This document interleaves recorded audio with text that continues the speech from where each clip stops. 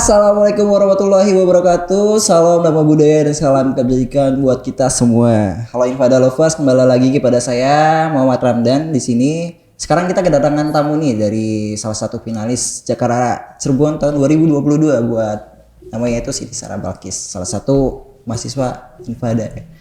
Buat Sarah, apa kabar Sarah? Halo, baik, alhamdulillah. Ya, buat Sarah ya. BTW di Jakarta kemarin jadi juara 3 ya atau Lara Muda ya? Iya, benar sekali. Boleh tanya-tanya sedikit nggak sih Sarah? Boleh banget dong. Sebelumnya bisa kenalin diri Sarah boleh? Oke, boleh. Halo semua, kenalin, nama aku Siti Sarah Balkis Apriliani, biasa dipanggil Sarah atau Balkis. Sekarang saya ada di semester 2 jurusan Sastra Inggris di IPB Infada Cirebon, dan alhamdulillahnya kemarin di event Jakarta saya mendapatkan posisi ketiga besar yaitu sebagai Rara Muda tahun 2022. Salam kenal semua. Wah gila banget, nggak sih, keren banget Sarah ya. Ya buat Sarah, gimana sih rasanya jadi kepilih jadi Rara Muda nih? Ya sebenarnya pertama-tama agak nggak expect juga dan ngerasa unconfident sama diri sendiri kalau misalnya dapet di posisi 3 besar. Tapi fortunately, alhamdulillahnya dapet di posisi 3 besar pas dipanggil namanya ke 6 besar menuju 3 besar. Gila emang, gila. Emang Sarah ini keren bet ya emang ya. Saya nonton di sana tuh.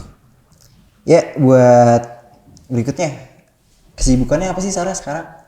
Ya, selain saya menjadi keluarga besar dari Paguyuban Jakarta, sekarang saya mahasiswa aktif sebagai mahasiswa semester 2 yang sebentar lagi bakal UAS nih.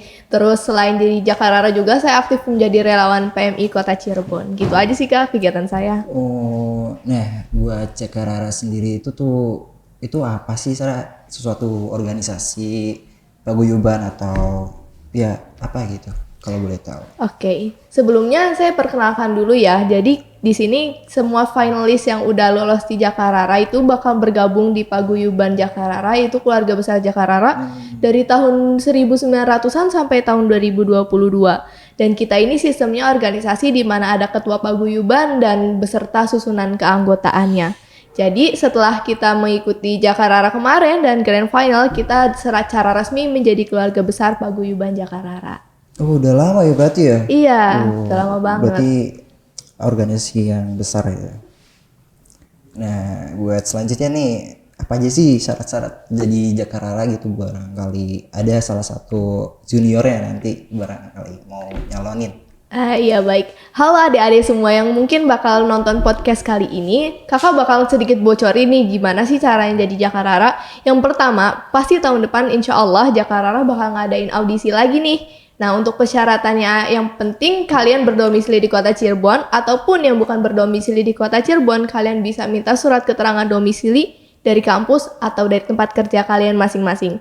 Terus yang kedua, kalian bisa mengikuti tes tinggi dan tes berat badan. Kemudian kalian bakal masuk ke audisi beserta beberapa persyaratan berkasnya. Setelah kalian audisi, nanti kalian dipilih jadi 11 pasang. Dan setelah 11 pasang itu bakal mengikuti rangkaian-rangkaian yang begitu padat sampai nanti di grand final. Seperti itu.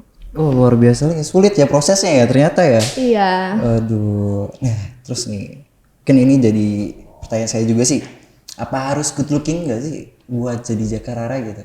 Ya, sebelum kalian bertanya harus good looking atau enggak, di mata kalian aku ini sebenarnya good looking atau enggak sih? Oh good looking banget sih, good banget sih mas Risan. Sebelumnya karena aku juga agak unconfident sama fisik aku, terutama kayak ketika ngelihat teman-teman yang lain pada jadi model, yang lain pada jadi selebgram dengan ratusan ribu followers, sementara aku cuma mahasiswa biasa dengan keterbatasan yang aku punya, kayak aku ini bisa apa gitu di antara mereka. Dan aku juga nggak good looking. Kalau yang kalian lihat di sini dengan kehidupan kampus saya sehari-hari pasti sangat berbeda kan. Ya nggak harus good looking, yang penting attitude-nya bagus, yang penting ada ketiga hal, beauty, brain, and behavior. Dari kecantikan dari luar juga itu penunjang, dari otaknya juga, dan dari perilakunya juga. Begitu Kak. Keren banget Sarah. Nah buat di luar sana jangan insecure ya. Ini contohnya, contoh Sarah nih. Sarah itu cantik menurut saya ya, tapi dia tetap melangkah gitu sampai juara 3, luar biasa, keren sekali tepuk tangan. Nah, pertanyaan selanjutnya buat Sarah ya. Apa aja sih tahapan buat seleksi Jakarara? Baik, untuk tahapan dari seleksi Jakarara, kita ada seleksi berkas dulu, kita ngisi Google Form dulu untuk kesiapan data diri kita. Kemudian di hari H audisi kita bakal menyerahkan beberapa berkas yang ditunjuk sama panitia. Terus abis nanti audisi kita bakal diseleksi nih, dimulai dari ada 7 pos, kemudian ada seksi unjuk kabisa yang kita dimana setiap finalis Jakarta harus memiliki bakat tersendiri dari diri kita. Setelah diseleksi itu nanti yang di sesi audisi ditunjuklah 11 pasang untuk menuju grand final seperti itu. Oh kayak gitu ya. Terus buat Sarah nih yang sudah masuk paguyuban Jakarta Cirebon ya, buat sekarang tugasnya apa sih? Untuk sekarang tugasnya, kebetulan banget setelah ada podcast ini, nanti jam 3 saya akan menghadiri acara grand final dari sama konsepnya kayak Jakarta juga, tapi versi Indramayu. Nanti di jam 7 malam sekitaran, dan setelah saya terpilih menjadi anggota paguyuban, bakal banyak banget penugasan-penugasan kayak jadi duta wisata, peresmian tempat wisata di kota Cirebon dan lain-lainnya. Yang penting tugas kita saat ini adalah menjadi pelopor dan duta pariwisata untuk kota Cirebon, seperti itu. Oh, berarti secara nggak langsung Sarah ini brand ambassador dari Cirebon gitu ya? Ya, secara tidak langsung kayak gitu.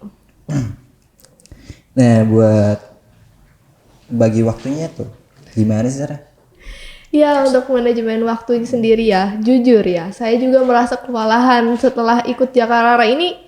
Banyak kuliah-kuliah yang tertinggal kayak tugas yang terbengkalai, tapi mulai saat ini mulai dicicil satu-satu nih setelah acara selesai, mulai dicicil satu-satu dan mulai kejar ketertinggalan selama kuliah. Untuk manajemen waktu ya jujur ya, emosi juga, emotional draining, kita diperas emosinya, kita diperas secara tenaga dan pikiran, tapi semua itu pasti ada manfaatnya. Soal manajemen waktu ya kalian harus pinter-pinter aja nyari waktu luang di mana kalian harus membagi waktu kalian untuk kuliah atau kalian harus mengabdi di paguyuban seperti itu. Iya buat para dosen belilah keringanan bagi para mahasiswa yang sudah berprestasi ya gitu.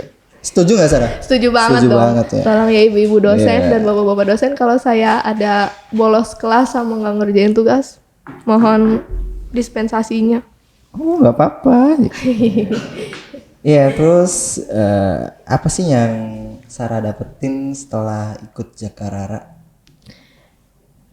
Kalau berbicara soal output dari ikut Jakarta pasti banyak banget sih. Dimulai dari diri saya yang mulai terbentuk, kepribadian saya yang mulai terlihat sisi positifnya, kemudian saya lebih bisa memanage waktu dan waktu istirahat saya. Yang terpenting saya udah gak malas-malasan lagi sih selama pandemi. Kayak kita harus dituntut untuk des, harus saat itu juga satset.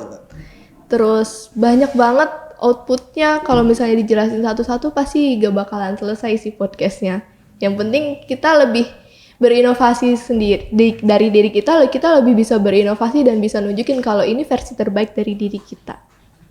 Ya pertanyaan terakhir nih Sarah buat mungkin buat nanti para teman-teman Sarah gitu ya atau junior nanti, pesan untuk Infada lovers yang mungkin ingin ikut seleksi Jakarta itu apa tuh?